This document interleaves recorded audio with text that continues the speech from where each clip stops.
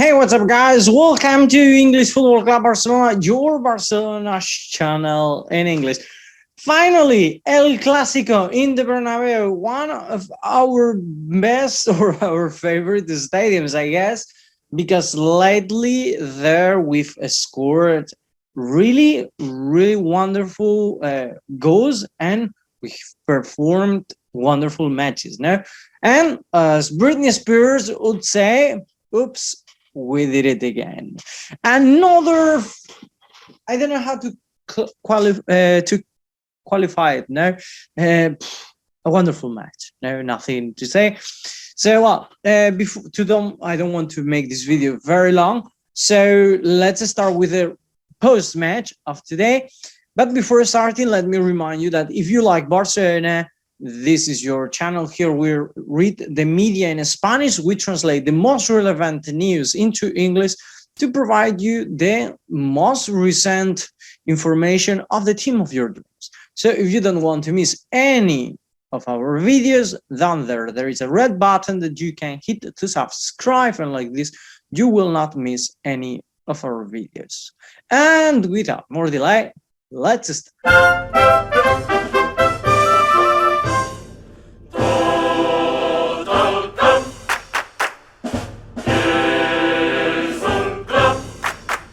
Well, as I was saying, Real Madrid Barcelona in the stadium Santiago Bernabeu. If you've seen the match from the different media, you can see how wonderful and how beautiful Bernabeu is from cameras. And if you're there, I'm sure it's even more beautiful. I've been there when I was in Madrid, living in Madrid for 5 years ago, and every time I had the chance to go to that area, don't remember the metro stop, or the subway stop, but it's a huge area, wonderful area too. And if you ever go to Madrid, as Madrid has wonderful places to go, that's true. El Parque del Retiro or Puerta de Alcalá, actually those are together. Cibeles, etc. Those places are wonderful to visit, but Bernabeu is always a must to go, no? As Camp Nou for Barcelona, no? But Barcelona I consider it's most tourist place. If you ask me, if you know me in person, I've ever said that. No, I've always said that Barcelona is more a touristic place, whilst Madrid is more a city to live, not so touristic. Well, anyway, let's go to the match, because today we played against the first team of La Liga, one of the hardest matches that we could expect today. And we were playing with a t-shirt that we've talked about this many times, but media didn't like it. I mean, for us, it was the same t-shirt as always. Is the fourth t-shirt, the one that we use normally in the European competitions, in the away matches. But for Real Madrid, they didn't like it at all. I read the media from Madrid, and they said it's like a funeral t-shirt, etc. You cannot come to play like with this t-shirt, etc. And actually, it was a funeral, literally, for Real Madrid. But anyway, this was the starting 11 for Los Blancos. Courtois, Carvajal, Militao, Alba, Nacho at the defense, Modric, Casemiro, and Kroos at midfielders, and then Valverde, Rodrigo, and Vinicius at the forward. Actually, I don't understand what was trying to Ancelotti was trying to do, really, because he put Modric and Kroos at the forward, pressuring Piqué and Garcia, which I understand, because you don't have Benzema, you don't have the reference that was Madrid's problem today. And then, like this, you try to block the Barcelona playing from back. No, I understand that plan, but the problem is that he was leaving Busquets totally alone, and with that, Pedri and Frenkie de Jong. Frenkie de Jong, that today, well, he was playing good, not that bad, but his performance could have been better for what I'm saying, because Kroos and Modric were not controlling them at all, and that made Alba and Militao going forward too and leaving more spaces behind. For Barcelona, this was the starting 11, a bit shocking for me, especially because I thought Alves is going to play, as he didn't play on Tuesday, but well, no, he decided to put Araujo, Piqué, Garcia, and Alba. Then Frenkie de Jong, Busquets, and Pedri, and finally Dembélé. Surprise for everyone, I guess, because of his wonderful match against Galatasaray, and then Aubameyang and Ferran. Well, if you want to see it more clear, this was the starting 11, as I was saying. No? And then what I started seeing for Barcelona, I didn't like it, really. The first 10 minutes, if you see them, the seconds up, you can see the different pictures. These ones, I made them. I'm sorry, I took different moments of the cameras and repetitions. Some moments are from repetitions, and some moments are from the real play. So, well, I'm sorry for that. The time will not match at all. But, well, this was the starting. You see, Alaba sends the ball to Vinicius. Actually, Araujo expected the ball to go to Vinicius, but no, it went to the space behind Araujo. A space that later at the end, as you can see in the third picture there, here behind, Eric Garcia is advising that Valverde is coming from behind. Valverde shot, and thankfully Ter Stegen, I'm going to make myself a bit smaller. Ter Stegen saved that ball, thankfully, because if not, that would be the first goal. Barcelona started playing really bad. I mean, the beginning was intense, the first minute, and then everything dropped. And 10 minutes later, Barcelona recovered. But those 9-10 minutes were quite tense for Barcelona, defending especially. In that moment, I thought, oh my God, what's going to happen? Or what's going on? But I reminded that for Barcelona, for this Barcelona, it's been like this a bit. Like they are not really connected to the match at the beginning, and then they come back. Or the other option is that they get a goal in the first minutes, and then they come back later. But it's always a kind of disconnection in those first minutes.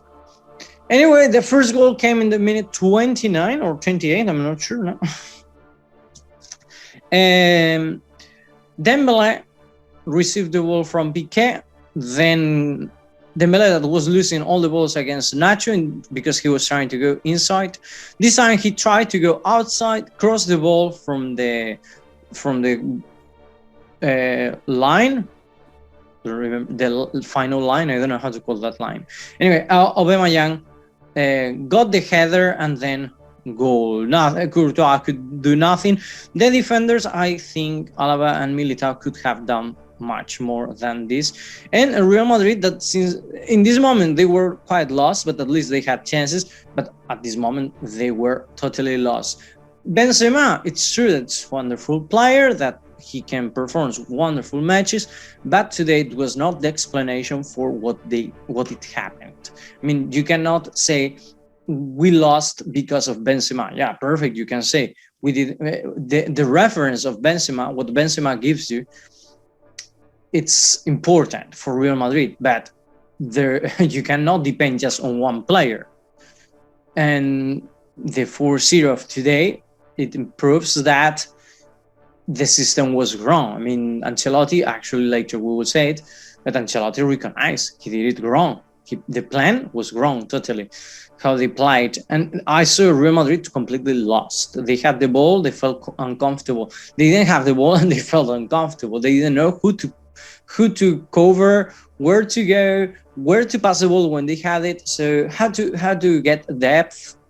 Really bad match. Second, well, this is the second chance that Real Madrid had in the 35. Barcelona lost a ball in the corner. Modric ran. Pedri grabbed Modric, but later a second player, I don't know who, sent the ball to Vinicius at the back, and Vinicius, you can see in the repetition, he fell. He fell. Something touched his foot, and he fell. And what touched his foot, it was the ball. And then he went to say something to Ter Stegen. I think Ter Stegen said something back before, like you don't lie or something like that. I couldn't read the lips. And then Vinicius tried to face the goalkeeper, and Piqué when saying no. And Piqué is true. Vinicius is a wonderful player. I'm not going to lie. He had things to improve. He improved them. Now I think he has played much better than before, but he still fell much. He dropped himself a lot when he feels a bit of touch. And that's a problem that the other day, for example, against Mallorca, he suffered. Now that it was a real foul, a real penalty, a real red card, but as Vinicius does these things, when he fell, the referee doesn't know if it's acting or it's a real foul. So many times it's like, he just fell. And that's a problem. And then Piqué went to put peace. They said the peacemaker. And a few minutes, just 1 minute later, we got a corner. Dembélé crossed the corner. You can see Araujo, that movement that he does again between Militao and Alba with a header 0-2. Minute 38. Then we came back from the second half. Real Madrid expected to change a bit, but nothing. Araujo sent the ball up. Alba cleared, but the clearance went to Camavinga, who today it was not his match at all. Frenkie de Jong recovered that ball, passed to Dembélé. Dembélé again back to Frenkie de Jong. That saw perfectly Aubameyang. That wonderful pass of Aubameyang for Ferran Torres, who was completely alone, and as you can see, he scored the 0-3. And a few minutes later, this action. You can see that here they are complaining. The referee in this moment, they are right, okay? The line referee put the flag up, moved the flag up. Real Madrid players thought it was offside, but the referee is saying, I didn't blow the whistle, so the play has to continue. Why? You will see now. This is what happened. Piqué sent the ball to Ferran Torres. In this moment, the line referee thought it was offside. He, as I'm saying, raised the flag, and then the referee didn't blow the whistle because they say, if it's a clear chance of goal, let the play go. And then we will decide if it's offside or not. The second chance, Ferran passed to Aubameyang. And again, it seemed that could have been offside, but Nacho was letting Aubameyang onside. And then Aubameyang crossed the ball over Courtois. 0-4. And then they were complaining. Ferran Torres was offside. The referee raised the hand. Raised the flag, sorry. Yes, so sorry for Madrid players. Because, as you can see, Nacho there, they were walking at the end of this play because they thought it was offside. And it's a referee's fault, but well. And this is a kind of weird celebration of Aubameyang, who got a ball, a kind of Dragon Ball celebration, got a ball from a fan, and then he did this celebration. Bad attitude for Eric Garcia. This I wanted to point it out. He was laughing at Vinicius, saying, next year you're going to be the Ballon d'Or or the Golden Ball boy, But no, I mean, I don't like this kind of attitudes, because you have to respect the rival, and saying these things to Vinicius, I don't think it is. Vinicius is a wonderful player. It's true that could be a wonderful actor too, but well, we shouldn't say this thing. Good things for example, Ancelotti, that recognized that today the match was a problem of plan, that he planned the match wrong. Xavi tactically washed his face. I mean, Ancelotti couldn't do anything. And then actually Courtois complained about that at the end. And Xavi today, well, wonderful. No, the way Barcelona played, except the last 20 minutes that we gave the ball to Madrid to let them play. And Xavi got really angry because he wanted Barcelona players to have the ball, and actually he said it. He got angry because sometimes we should have the ball, because today it was 0-4, but maybe we are winning 0-1 and we shouldn't be so vertical. We should control more the the timing of the match. But well, an important win for Barcelona, especially for Xavi, that this gives him the PhD of being a coach. Actually, it's not me who says it, that I read it in media, no? And also, Xavi was realistic. No, the league, as I think it's the last slide. The league is complicated. Even though Real Madrid lost and we have one match less, if we win against Rayo Vallecano, it's still 9 points away. Madrid has been defeated just 3 times. But the sensations and the feeling is incredible. Now, how we played when we were with Koeman, from that moment to comparing to now, no? Wonderful, incredible, really wonderful, and wonderful classic, no? For Barcelona that we won 0-4. Fantastic. Anyway, guys, that was all for today. Hope you enjoyed the match. Hope you enjoyed this video, and see you in the next one. Have a nice day.